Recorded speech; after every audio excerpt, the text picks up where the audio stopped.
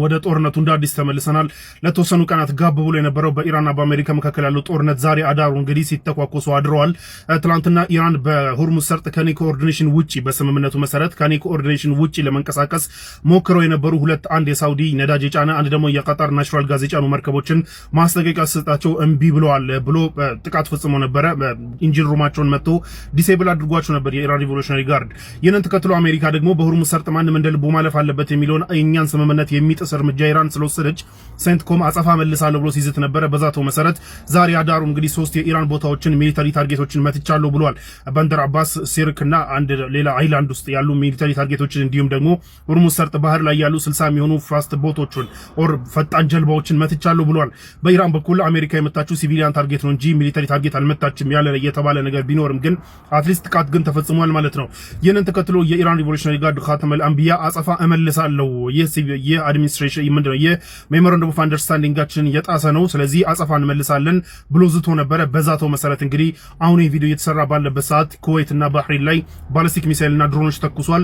የኩዌትና የባህሬን ሚሊተሪ እንግዲህ እነዚህን ባሊስቲክ ሚሳይሎችና ድሮኖች ለማክሸፍ ሙከራ እያደረገ ነው። ይህ ቪዲዮ እየተሰራ ባለበት ሰዓት አሁን ይህ ሰዓት 1 ሰዓት ተኩል ነው። ሰው ሙከራ እያደረገ ነው ያለው። ለማንኛውም በዚህ 60 ቀን ውስጥ ኢራን እንደ ልቧ ነዳጇን እንድትሸጥም ተነስቶላት የነበረው ማዕቀብም መልሼ ማዕቀቡን ጥዩዋለሁ ብሏል የዩኤስ ትሬዠሪ። ነገራቶች መልሰው እንግዲህ ኮምፕሊኬት እየሆኑ ያለበት ሁኔታ ነው ያለው። አሁንም ግን ድርድሩን መቀጠል እንፈልጋለን የሚልም አለ በአሜሪካ በኩል። በዚህ በኩል ደግሞ ጥቃቶች አሉ፣ ሳንክሽን ማዕቀብ መልሶ መጣል የመሳሰሉ ነገራቶች አሉ። ለማንኛውም የሌሊቱን ጥቃት ተከትሎ እንግዲህ ነዳጅ በተወሰነ ፐርሰንት ጭማሪ ያሳይቷል። ትንሽ ፐርሰንት ቢሆንም ጭማሪ ያሳይቷል። በዚሁ የሚቀጥል ከሆነ ያው ይቀጥላል ማለት ነው። ለማንኛውም ለቀናት ሰላም አግኝተን የነበረው ጦርነት እንግዲህ መልሶ እንደ አዲስ ተቀስቅሷል ማለት ነው። ይቀጥላል አይቀጥል የሚለውን ግን I guess we will see. Mahmoud Ahmadinejad is back from dead. Yes, የቀድሞ የኢራን መሪ ሆኖና የኢራን የኒውክሌር ፕሮግራም ከፍተኛ ደረጃ እንዲደርስ በስልጣን ላይ ከቆየበት 2005 እስከ 2013 ባሉ 8 ዓመታት ከፍተኛ አስተዋጽኦ አድርጓል የሚባለው የኢራኑ የቀድሞ መሪ ማህሙድ አህመዲነጃድ ሞተ እንደተባለ ሰምታችሁ ነበረ። በባለፈው ጦርነት በመጀመሪያው ጥቃት እንግዲህ እስራኤል ቤቱ አካባቢ ላይ ሚሳኤል ተኩሳ ቤቱ አካባቢ ላይ ሚሳኤል መፈንዳቱን ተከትሎ እንግዲህ ሞቷል፣ ተገሏል ተብሎ ነበረ። እሱም ከዛ በኋላ ታይቶ አያውቅም ነበር። ነገር ግን ማህሙድ አህመዲነጃድ እንግዲህ እስካሁን ድረስ ሞተ ተብሎ የታወቀ ሲሆን በኢራን በኩል ኦፊሻሊ ዲናይም አለም የሚል የለምም የሚል አለመሰማቱን ተከትሎ እንዲሁም ደግሞ አህመዲነጃድ እስካሁን ድረስ ደግሞ በህይወትም አለመታየቱ ጦርነቱ ከጀመረበት ቀን ፌብሩዋሪ 28 ጀምሮ ለወራት አለመታየቱን ተከትሎ ምናልባትም ሞቷል ሲባል ነበረ። እስራኤልም ገድየዋለሁ ስትል ነበር። ነገር ግን ማህሙድ አህመዲነጃድ እንግዲህ በተደጋጋሚ ከሞተበት እንዳላዘር የሚነሳው ጀለስ አሁንም በትናንትናው ዕለት የአያቱላህ አሊ ኾሜኒ የቀብር ስነ ስርዓት ላይ በምታዩት መልኩ እንግዲህ ከች ብሎ ማለት ነው ከሞተበት ተነስቶ። ለማንኛውም እንግዲህ እስራኤል ከዚህ በፊት አህመዲነጃድን በተደጋጋሚ ገድየዋለሁ ስትል የነበረ ቢሆንም እንደለመደው እንግዲህ መጥቷል ማለት ነው።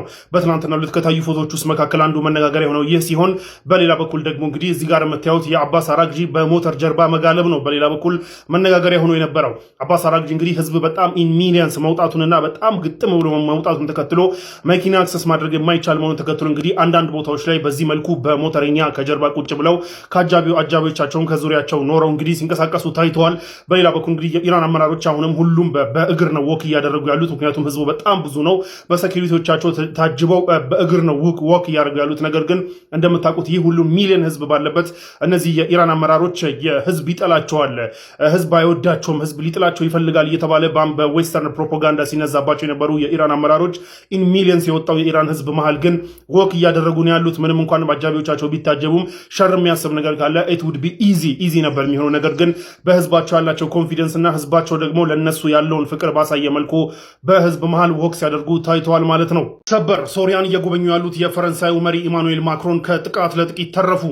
እሳቸውና የእሳቸውን ሞተርኬድ ታርጌት ያደረገ ነው የተባለ ጥቃት እንግዲህ ከጀርባ በምታዩት መልኩ መኪና ውስጥ የተጠመደ አይኢዲ ኢምፕሮቫይዝድ ኤክስፕሎሲቭ ዲቫይስ የሚባል ፈንጂ እንግዲህ ለጥቂት ስቷቸዋል የተባለው። ይህ ፍንዳታ ሀፕን ሲያደርግ እሳቸው ኦልሬዲ ከቦታው 15 ደቂቃ በፊት አልፈው ነበረን የተባለው።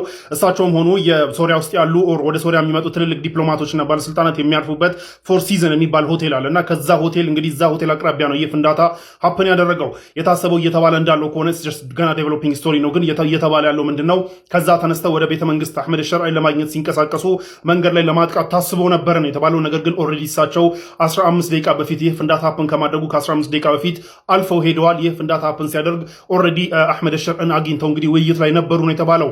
ለማንኛውም ይህ አይኢዲ የኢምፕሮቫይዝድ ኢምፕሮቫይዝድ ኤክስፕሎሲቭ ዲቫይስ የሚባሉትን ቡድኖች ብዙ ጊዜ ፈንጆች ብዙ ጊዜ እንደዚህ አይነት ቡድኖች እነ ታሊባን እና የተለያዩ ፍንዳታ የፈነዱ ቡድኖች የሚጠቀሟቸው ኤክስፕሎሲቭ ዲቫይሶች ናቸው፣ እዛው የሚሰሯቸው ናቸው። እና ለማንኛውም እንግዲህ ይህ ፍንዳታ ሁለት ፍንዳታዎች ናቸው። የመጀመሪያው እዚህ የምታዩት መኪና ላይ የተጠመደ ሲሆን ሁለተኛው ደግሞ በአቅራቢያው ያለ ዳምፕስተር ውስጥ ኦር ቆሻሻ መጣያ ውስጥ የነበረ ፈንጂ ቪዲዮ ላይ በምታዩት መልኩ እንግዲህ ፈንድቷል የተባለው ብዙ ሰዎች ተጎድተዋል።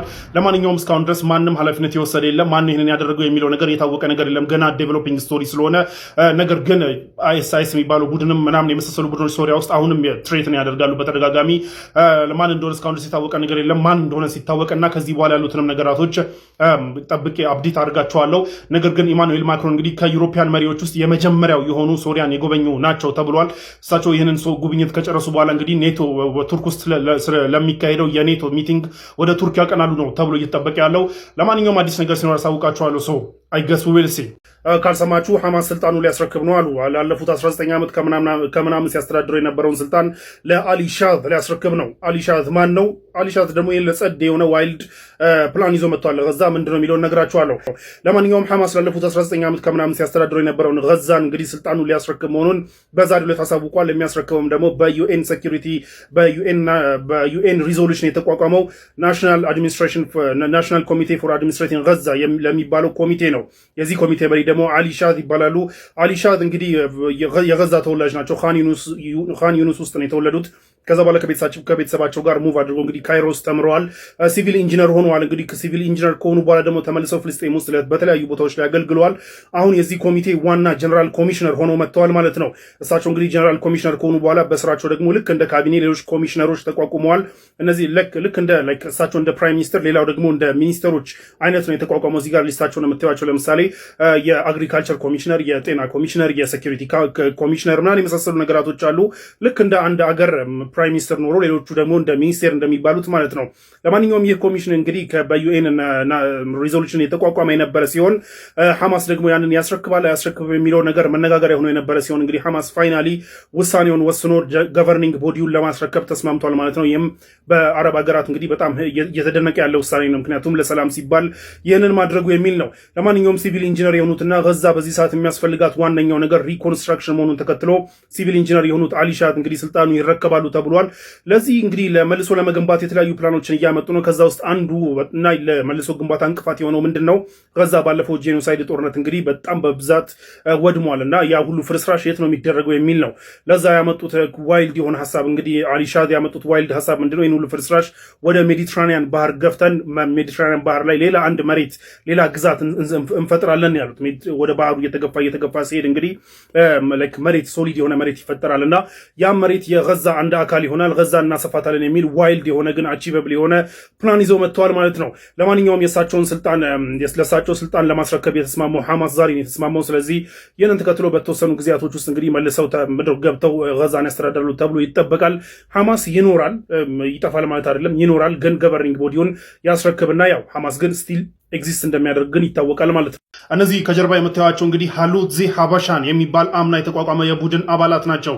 እነዚህ አባላት እንግዲህ ሶሪያ ውስጥ ባሻን የምትባለውን ኦር በነሱ ኦር በድሮ በነሱ ቋንቋ ኦር በነሱ ሃይማኖት ሀበሻን የምትባል ቦታ አለች። አሁን በሻን ነው የምትባለው እና ያ ቦታ የእስራኤል አካል ነው እና ያንን ቦታ ገብተን መቆጣጠር አለብን፣ ግሬተር እስራኤልን የምንጀምረው ከዚህ ነው የሚል እምነት ያላቸውና አምና የተቋቋሙ ናቸው። ይህንን መቆጣጠር ደግሞ እንግዲህ ለማሳካት የምንችለው ብቸኛው መንገድ እኛ ገብተን ሴትል ስናደርግ የእስራኤል ሰራዊት ሳይወድ በግዱ እኛን ለመጠበቅ ይመጣልና መግባት አለብን የሚል እምነት እንዳላቸው ነው። እነዚህ የሃሉትዚ ሀበሻን አባላት እንግዲህ በትናንትናው ዕለት የሶሪያን ድንበር ጥሰው ከገቡ በኋላ የዛ ሀበሻን አካባቢ ላይ ለመስፈር ሙከራ ካደረጉ በኋላ እንግዲህ በራሱ በእስራኤል ወራሪ ሰራዊት በቁጥጥር ስር ውለዋል ማለት ነው። በቁጥጥር ስር ከዋላቸው በኋላ ለእስራኤል ፖሊስ አሳልፎ ሰጥቷቸዋል። የነዚህ ቡድኖች እንቅስቃሴ ያልተፈለገና አደገኛ ኮንፍሮንቴሽን ከሶሪያ መንግስትና ህዝብ ጋር ያልተፈለገ ግጭት ውስጥ ይከተናል። ያልተፈለገ ስላችሁ ለጊዜው ነው፣ በኋላ መፈለጋቸው አይቀርም። ራሳቸው ግን ለአሁኑ ያልተፈለገ ግጭት ውስጥ ይከተናል። ስለዚህ ዴንጀረስ የሆነ ጂኦፖለቲካል ጨዋታ ውስጥ ይከተናል በሚል የነዚህን ሰዎች ሙቭመንት ለመገደብ ሞክሯል አይዲኤፍ። ነገር ግን እነዚህ ሰዎች ከእስራኤል የፓርላማ አባላቶች ውስጥ የተወሰነ ድጋፍ እንዳላቸውም ይታወቃል። ለማንኛውም ሃሉትዚ ሀበሻን የሚባሉና አምና የተመሰረቱ ቡድኖች ሶሪያ ውስጥ ገብተን እንኖራለን ብሎ ያደረጉት ሙከራ ከሽፏል ማለት ነው። እናንተ ዓለም ዋንጫ ቆይ ከመጀመሩ ነው እንደዚህ ጆክ የሆነው። ትናንትና የዘንድሮን የዓለም ዋንጫ የመጀመሪያን ጨዋታ ሙሉ ለሙሉ ቁጭ ብዬ አየሁና በግብፅና እንትና ፊፋንቲና የምትባለው የፊፋ ብሔራዊ ቡድን አለች ወይ ቫረንቲና አርጀንቲና ማለት ነው። ብቻ የፊፋ ብሔራዊ ቡድንና ግብጽ መካከል ጨዋታ ነበረ። ያው እንደ አፍሪካዊነቴ ለግብጽ ስቋጠር ነበር። ያው ጸባችንን በኋላ ሌላ ጊዜ እንትንዋለን። ግን አሁን ቢያንስ የአባይን ውሃ ጠጥተን ያድግነው ሁለታችንም ምናምን በሚለው አፍሪካ ምናምን በሚለው ለግብጽ ስቋጠር ነበር። አርጀንቲና ባለፈው በኬፕ ቨርዴ ጨዋታ ላይ የፊፋ በጣም ብዙ ፌቨር አድርጎላታልና ብዙ ፋውል ኢግኖር እያደረገ ነበር ምናምን ነገር የሚሉ ነገሮች ሰምቼ ሳይ ነበር። ያ ብቻ ሳይሆን ስፒድ ላይ የሬሻል ስድቦች፣ የዘር ስድቦች፣ አንተ ዝንጀሮ ሂድና ዙስ ተዝናና ምናምን ነገር የሚሉ ስድቦች ሁሉ ተከስተው እንደነበረ ሰምቼ ነበረ። ባይ ዘ ዌይ ስፒድ በጣም ኢንፍሉዌንሻል ሰው ስለሆነ ይህ ነገር ሀፕን ሲያደርግበት ፊፋ ምርመራ ጀምሬያለሁ ይበል እንጂ ኢንፍሉዌንሻል ስለሆነ አርጀንቲናዎች ብዙ ጊዜ እንደዛ ነገር ያደርጋሉ፣ ይታወቃሉ። አፍሪካውያንን መሳደብ፣ ጥቁሮችን መሳደብ የታወቁበት ነው።